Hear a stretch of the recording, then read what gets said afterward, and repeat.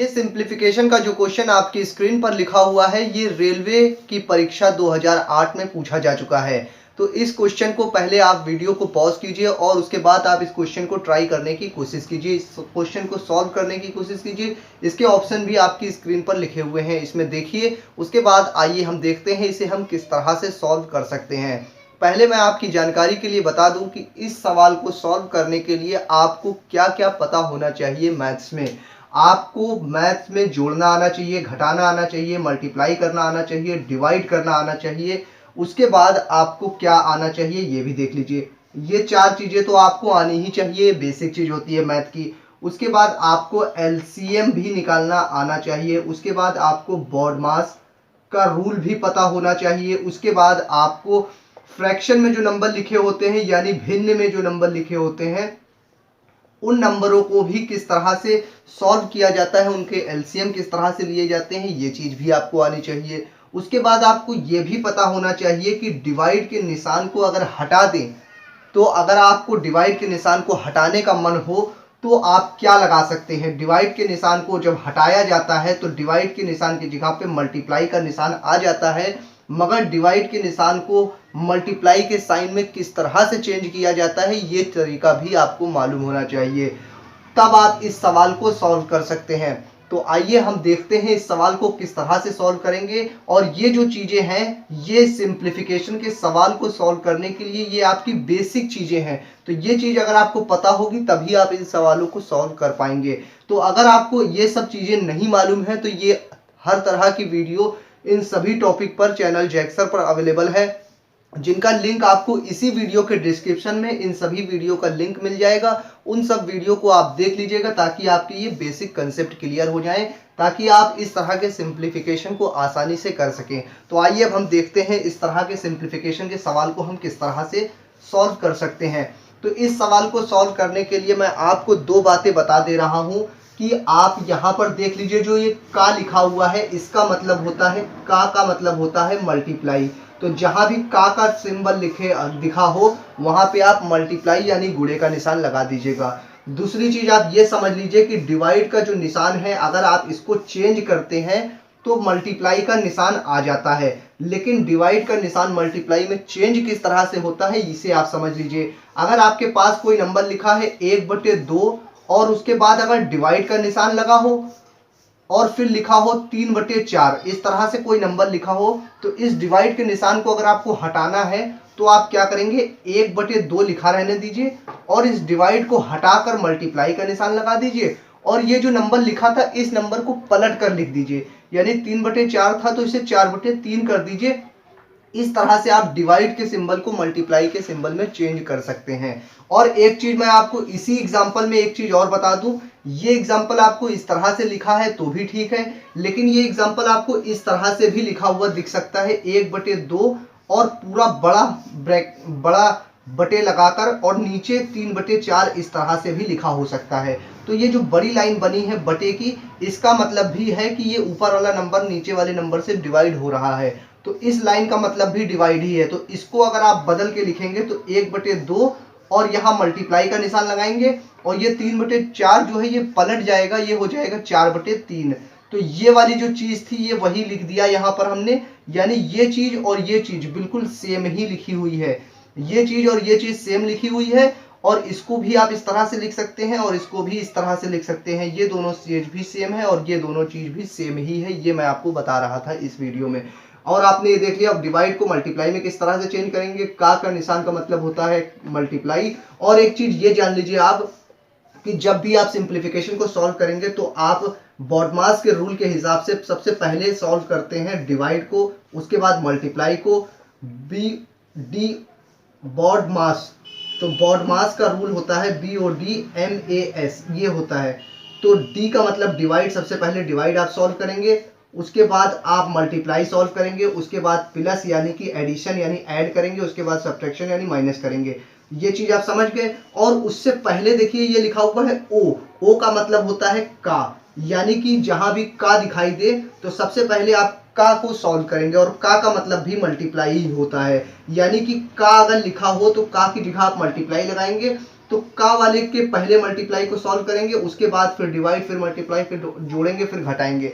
तो इस तरह से आप इस सवाल को सॉल्व करेंगे। तो आप ये बेसिक कंसेप्ट समझ गए होंगे। अब देखिए इस सवाल को सॉल्व करने में आपसे कोई भी गलती नहीं होगी। अगर आप इतनी चीजों को जान गए हैं तो आप इस सवाल को बहुत ही आसानी के साथ कर लेंगे। अब देखिए इस सवाल को किस तरह से करें। यहाँ पे पहले हम इसको सॉल्व करेंगे। इसका मतलब का मतलब है मल्टीप्लाई, और मल्टीप्लाई यानी 1/2 और 1/2 का जब मल्टीप्लाई करेंगे तो 1/4 आ जाएगा। और यहाँ लिखा हुआ है 1/2 डिवाइड 1/4, तो यहाँ पे आंसर आ जाएगा 1/2 डिवाइड 1/4। उसके बाद फिर देखिए यहाँ नीचे क्या लिखा हुआ है, नीचे लिखा हुआ है 1/2 का 1/2। इसका मतलब का मतलब मल्टीप्लाई, तो इन दोनों का मल्टीप्लाई होगा तो यहाँ 1/4 आ जाएगा, और फिर प्लस 1/2 लिखा है तो प्लस 1/2 लिख देंगे। उसके बाद डिवाइड का निशान बना है, डिवाइड लगा देंगे। फिर इन दोनों भिन्न के जो नंबर हैं इसको सही से लिखेंगे आप। यहाँ एक सही 1/2 लिखा है तो क्या करते हैं, इसका इसमें मल्टीप्लाई कीजिए और ऊपर वाले नंबर में जोड़ दीजिए। 2 का 1 में मल्टीप्लाई कीजिए, 2 × 2, और 2 को 1 में जोड़ दीजिए तो 3 हो जाएगा, तो 3/2 आएगा यहाँ पे। तो यहाँ पे आएगा 3/2, और उसके बाद बड़ा सा देखिए ब्रैकेट बटे लगा हुआ है, ये बटे का निशान है।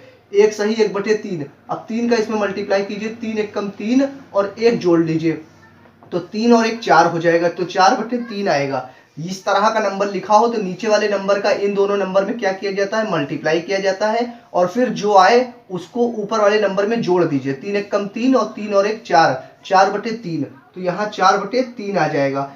ये देखिए बटे में लिखा हुआ है तो इसको कैसे हम पलट के लिख सकते हैं ये मैं आपको वीडियो के स्टार्टिंग में ही समझा चुका हूँ। तो अब देखिए अगले स्टेप में हम इसे किस तरह से लिखेंगे। अगले स्टेप में हम यहाँ लिखेंगे 1/2, और यहाँ पे ये पलट जाएगा तो ये हो जाएगा मल्टीप्लाई 4/1। उसके बाद नीचे देखिए पूरे बटे में क्या लगा हुआ है, यहाँ 1/4 प्लस 1/2। इसको जब हम सॉल्व करेंगे तो ये आप इस तरह का जो नंबर है इसे किस तरह से सॉल्व किया जाता है इसके लिए भी वीडियो चैनल पर अवेलेबल है, इसका लिंक भी आपको डिस्क्रिप्शन में मिल जाएगा।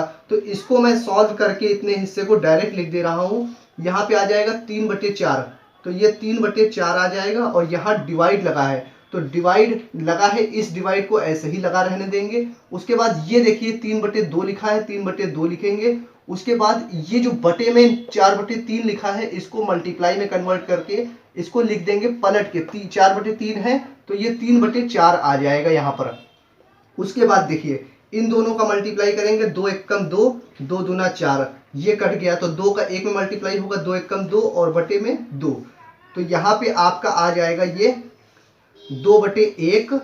और ये नीचे देखिए 3/4 लिखा है तो इसको जब बटे से हटा के मल्टीप्लाई में कन्वर्ट करेंगे तो ये 4/3 हो जाएगा, 4/3।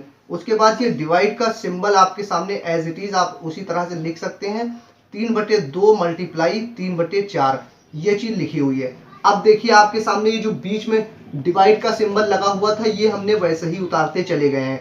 अब इस डिवाइड के सिंबल को जब हम बदलेंगे मल्टीप्लाई में तो क्या हो जाएगा, ये ऊपर वाले नंबर नीचे हो जाएंगे, नीचे वाले नंबर ऊपर हो जाएंगे। तो यहाँ पर आप देख लीजिए इसको हम किस तरह से सॉल्व करेंगे। ये हो जाएगा 2/1 मल्टीप्लाई 4/3। उसके बाद ये जो डिवाइड है इसको मल्टीप्लाई में चेंज कर देंगे। उसके बाद ये नीचे वाले नंबर ऊपर और ऊपर वाले नंबर नीचे हो जाएंगे, तो 2/3 गुणे आ जाएगा 4/3। ये देखिए 2/3 और 4/3 इस तरह से आ जाएगा। अब ये ऊपर वाले सारे नंबरों का मल्टीप्लाई कर लीजिए, नीचे वाले सारे नंबरों का मल्टीप्लाई कर लीजिए। 2 दूना 4, 4 दूना 8, 4 दूना 8, 8 अठे 64 यानी 64 होता है। बटे में 3 तिया 9, तिया 27, और 27 का एक में मल्टीप्लाई करेंगे तो 27 ही आएगा। तो आपने देखा इसको हमने सॉल्व करके किस तरह से आंसर निकाल लिया इसका 64/27। इसको जब हम और थोड़ा सा फ्रैक्शन में लिखेंगे तो जब 27 से 64 को डिवाइड करेंगे तो ये 27 दूना 54 होता है, तो 2 बार में कटेगा, 2 बार में, और 10 बचेगा। तो डिवाइड करना अगर आपको आता है तो अच्छी बात है, नहीं आता है तो डिवाइड की वीडियो भी आपको इसी वीडियो के डिस्क्रिप्शन में मिल जाएगी, वहां से आप देख लीजिएगा। इसको हम किस तरह से अलग से जो सही 2 सही 10/27 के रूप में किस तरह से लिख सकते हैं। जब इसको 64 को 27 से डिवाइड करेंगे तो 27 2 बार में कटेगा, 27 दूना 54, और 10 शेषफल बचेगा, तो शेषफल ऊपर लिखेंगे 2 सही 10/27। तो आपका फाइनल आंसर आ जाएगा 2 सही 10/27। तो आपने देखा रेलवे कि परीक्षा 2008 में जो क्वेश्चन पूछा गया था इसको सॉल्व करने का तरीका किस तरह से हमने इसको निकाल लिया। 2 सही 10/27 जो कि आपका आंसर यहाँ पे ऑप्शन ए है। तो मुझे उम्मीद है आपको ये क्वेश्चन अच्छी तरह से समझ में आ गया होगा। ये क्वेश्चन आपको समझ में आ गया, वीडियो पसंद आ गई तो वीडियो को लाइक कर दीजिए। चैनल पर नए हो तो चैनल को सब्सक्राइब करके बेल आइकन दबा लीजिए ताकि हम जब भी आपके लिए इस तरह की वीडियोस बनाए तो उसका नोटिफिकेशन आपको समय से मिल सके। मैं फिर हाजिर होऊंगा किसी और नई वीडियो में। जब तक के लिए आप बने रहिए जय सर के साथ।